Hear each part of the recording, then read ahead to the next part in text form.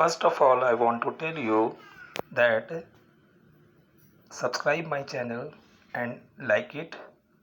It will give appreciation to me that I will make more and more videos for you all. This will be fruitful for you all to learn accountancy in a very easy manner. Class 11, lesson number 2, basic accounting terms. We all know that for doing or going to any field, we have to know the basic terms of that. It means that the language of that field. In this, first one is business transaction and its main features. First of all, we have to know the meaning of transactions. Whatever purchase, sale, payment of money, receiving of money in business is all known as business transactions. Means these are those transactions which affect the economic condition or financial position of the business is known as business transactions. Second point, event. Event means an outcome of business.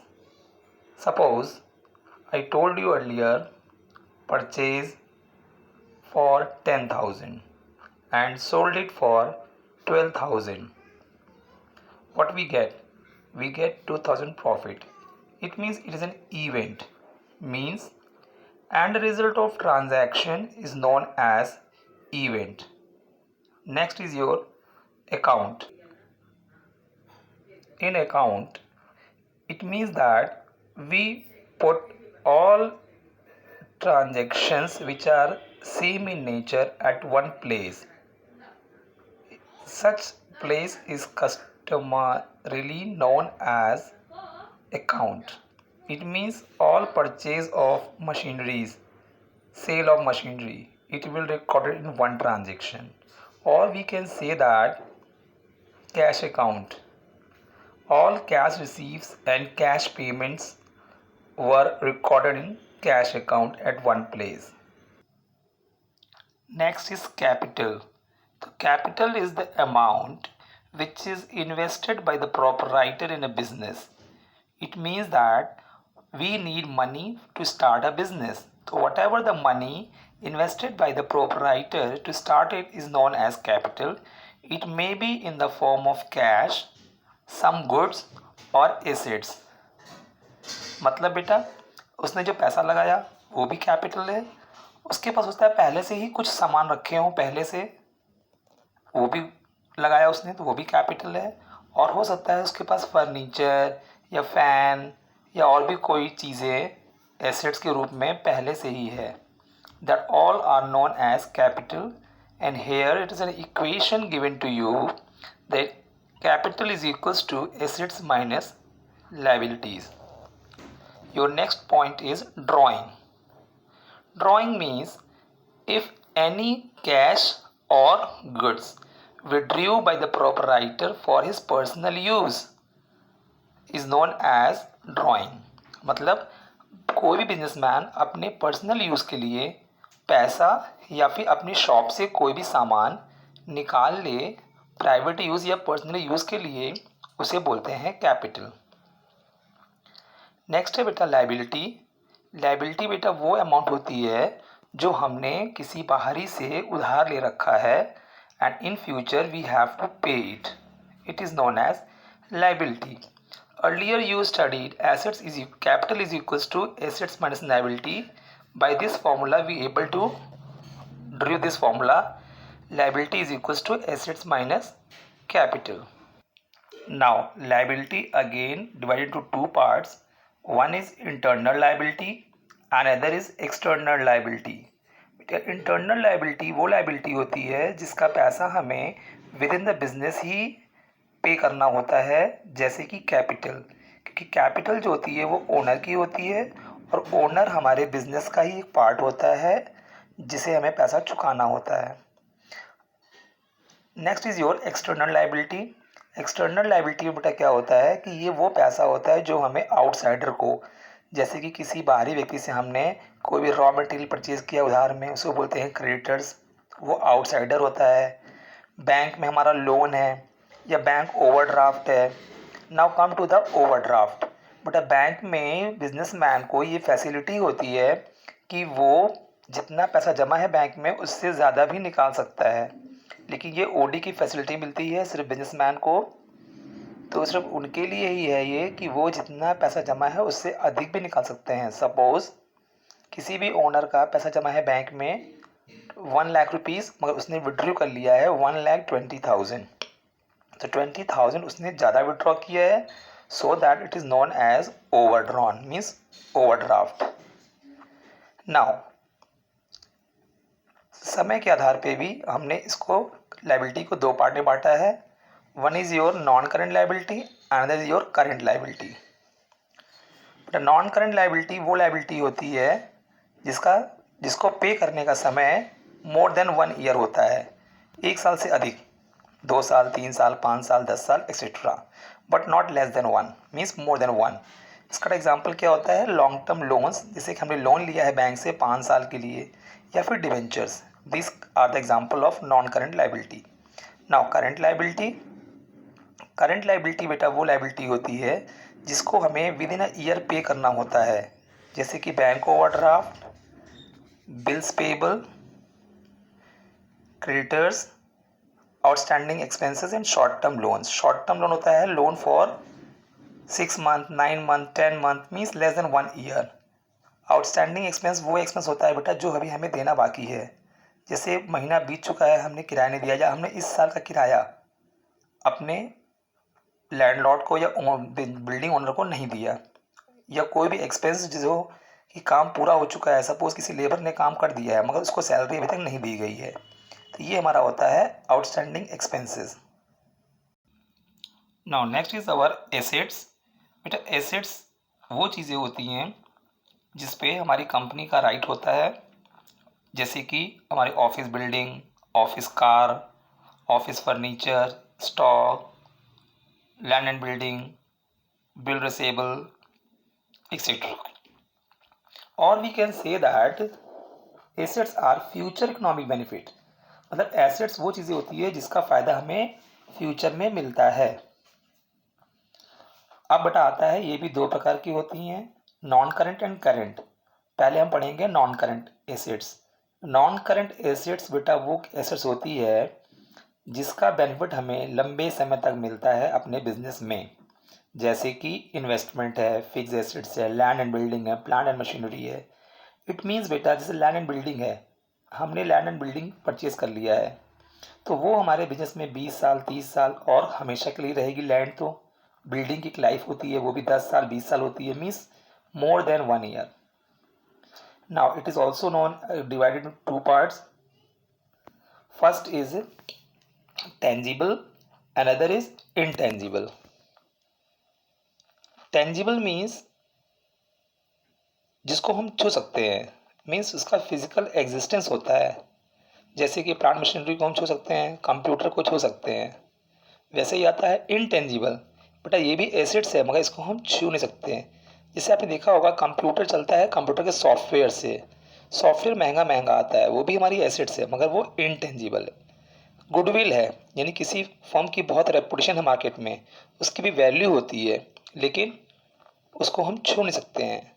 तो वो सारी चीज़ें जो कि जिसका physical existence नहीं है, means we only can not be see और feel, it is known as intangible, such as software, trademark, copyright. These are some examples. Now come to the current assets. Current assets are those whose benefits or it convert into cash within a 1 year. For example, debtors, raw material, etc. Next is our fictitious or nominal assets. Means बेटा ये भी एक assets होती है but इसको हम future में cash में कन्वर्ट नहीं कर सकते हैं।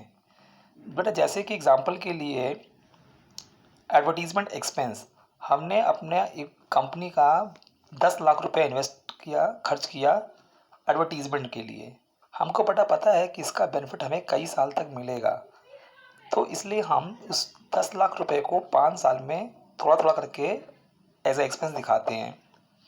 सपोज 2 लाख पर ईयर, तो फर्स्ट ईयर में 2 लाख रुपीज़ हमने ऐसा एक्सपेंस शो किया, तो रिमेनिंग जो 8 लाख रुपीज़ हुआ वो हमारा एसेट्स हुआ। मगर हम उस 8 लाख रुपए को मीन्स एडवर्टीजमेंट में जो पैसा हमने खर्च कर दिया उसको हम कैश में कन्वर्ट नहीं कर सकते। Next is our capital receipt and revenue receipts. But first of all I want to tell you the meaning of receipts. बेटा जो भी पैसा मिलता है हमें बिजनेस में उसे हम रिसिप्ट कहते हैं। तो बेटा कैपिटल रिसिप्ट वो होता है जो कि हमें फिक्स एसेट्स को बेच के मिलता है, या फिर जब कोई पार्टनर पैसा लगाता है हमारी कंपनी में तो वो पैसा कंपनी में आता है, वो कैपिटल रिसिप्ट है। और हमें किसी भी प्रकार से लोन के रूप में जो पैसा मिलता है वो है कैपिटल रिसिप्ट्स। मीन्स बेटा ये वो होते हैं कैपिटल रिसिप्ट जिससे हमारी एसेट बढ़ जाए या फिर हमारी लायबिलिटी, इसको बोलते हैं हम capital receipt. Next is our revenue receipt.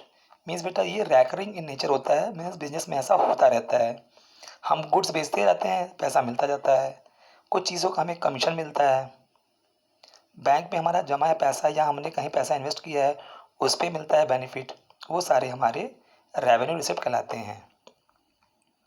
Now next is और एक्सपेंडिचर। बट उसी प्रकार से जो भी पैसा हम खर्च करते हैं अपने बिजनेस में उसे बोलते हैं एक्सपेंडिचर। ये भी 3 टाइप्स के हैं। एक है कैपिटल एक्सपेंडिचर, मीन्स किसी भी एसेट्स को खरीदने में जो भी पैसा खर्च होता है उसे हम बोलते हैं कैपिटल एक्सपेंडिचर। बिल्डिंग खरीदने के लिए, फर्नीचर खरीदने के लिए, मीन्स ऐसी चीज़ों पे खर्च करना जिसका बेनिफिट हमें लंबे समय तक मिले। ना बेटा रेवेन्यू रिसिप्ट। रेवेन्यू रिसिप्ट वो रिसिप्ट होता है, एक्सपेंडिचर होता है बेटा जो कि अपने बिजनेस के को मेंटेन करने के लिए हमें खर्च करना पड़ता है। जैसे अपने वर्कर्स को सैलरी देते हैं हम, इलेक्ट्रिक बिल पे करते हैं, ये सारे बेटा हमारे रेवेन्यू एक्सपेंडिचर हैं। और थर्ड हमारा आता है डेफर्ड रेवेन्यू एक्सपेंडिचर। बेटा ये वो एक्सपेंडिचर होते हैं जिसका बेनिफिट हमें 3 साल से 7 साल 5 साल तक मिलता है। जैसा कि मैं ऑलरेडी बता चुका हूँ आपको, advertisement expense is example of deferred revenue expenditure. Now next topic is expense. बेटा अपने बिजनेस में जो भी गुड्स एंड सर्विसेज को बनाने में या लाने में खर्च होता है पैसा उसे हम बोलते हैं एक्सपेंसेस। और एक नेक्स्ट टर्म है हमारा इनकम। बेटा इनकम होता है जैसे कि हमने किसी गुड्स को लाया 10,000 में और उसको बेच दिया 12,000 में, तो जो 2,000 रुपीज़ हुआ वो हमारा इनकम हुआ, means during the course of business. Now come to the next topic that is profit. Profit मतलब बेटा होता है हमें अपने बिजनेस में, चाहे वो गुड्स बेच के मिला हो पैसा, चाहे एसेट्स बेच के पैसा मिला हो, मीन्स जितना भी पैसा आया है टोटल और माइनस जितना पैसा हमने खर्च किया उसके डिफरेंस को बोलते हैं प्रॉफिट। अब आता है गेन। बेटा गेन क्या होता है कि जैसे कि हमने कोई भी अपनी एसेट्स से, सपोज बिल्डिंग थी हमारी 10,000 रुपये की, उसको हमने बेचा 12,000 रुपये में, या कोई फर्नीचर था 20,000 का, उसको हमने बेचा 25,000 रुपये का, तो वो जो बेनिफिट हुआ हमको उसको बोलते हैं गेन। मीन्स फिक्स एसेट्स को बेचने से जो फायदा होता है उसे बोलते हैं हम gain. Next is our loss. Loss को बेटा हम 2 तरीके से समझा सकते हैं। जैसे कि हमको पैसा मिला 2 लाख रुपीज़, रेवेन्यू है और खर्च हुआ मेरा 2,40,000, तो 40,000 हमारा लॉस हो गया।